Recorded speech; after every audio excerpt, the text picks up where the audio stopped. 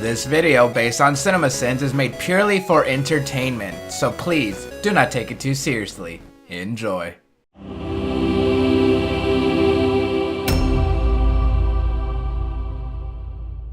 I think I've been too hard on Toei lately. Thank you, Toei, for actually trying on making a decent movie for once. And I also gotta thank Special Form 12 for subbing this movie. Please support fan subs whenever possible, along with official releases. Oh, I forgot it's the 45th anniversary of Kamen Rider. Here's to more years of disappointment and cool action. These people wearing white stand out from every other black suit in this scene. I wonder if the people in white are gonna be important somehow. Was there really no security already available at the entrance? Just gonna slice at a few people first, then shoot.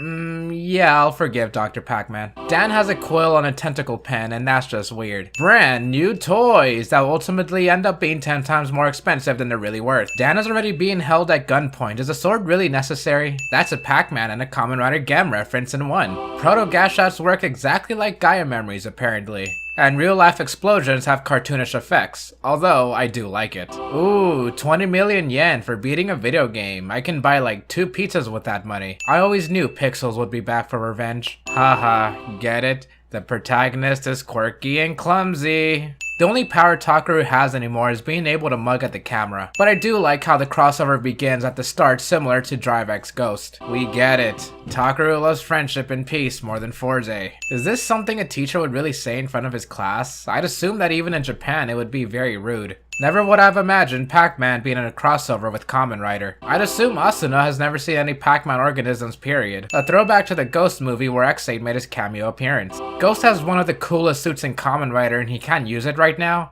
Man, Takaru ruins everything. I hate how Proto-Gashots are the exact same thing as the regular ones but with the black cartridge. Would different sounds really be that expensive? Weird how it seems like the prototype versions of Gashots are stronger than the regular ones.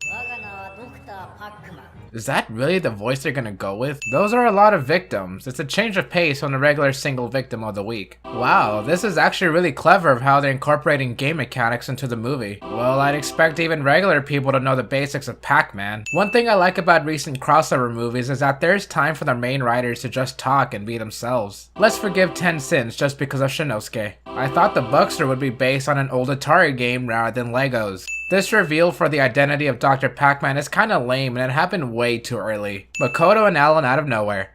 But is forgivable. Civilian fight. Deus Ex Kyria. More civilian fights, so that's worth like extra forgiveness. That thing is creepy, but at least it's not the Ghostly Adventures version of Pac-Man. Believing in himself is apparently strong enough to get Takaru's powers back. The effects for this game are actually pretty cool. First off, I'm disappointed that the X8 icon reuses the Heisei Rider jingle. Second, the X8 Damashi suit looks alright, aside from the eyes, but there was no way around that. And finally, Legend Rider suits for X8 always look good. I knew it was inevitable, but fighting inside the Pac-Man maze still looks cool.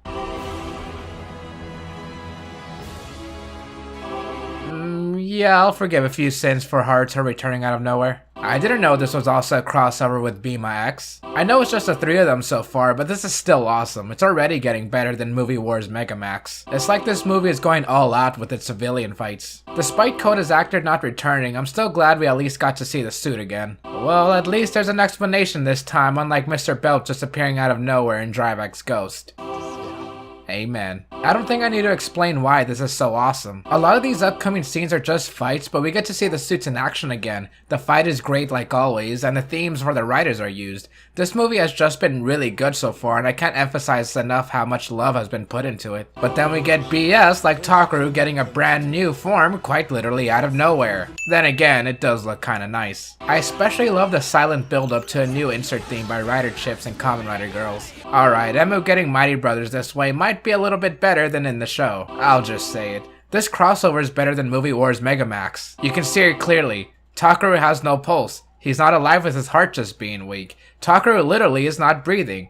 Not alive. Takaru has died for the 5th time. No way around it. So now you can stop asking where Takaru died for the 5th time and everything wrong with Ghost 100 icons. Takaru. And so Takaru died for the 6th time 1 week later. I guess Shinosuke just forgot about Surprise Future, but he does get a son later. Poppy playing Pac-Man is pretty cute. After credits scene that amounts to Dan going insane, a brand new toy that I actually bought, and perfect puzzle.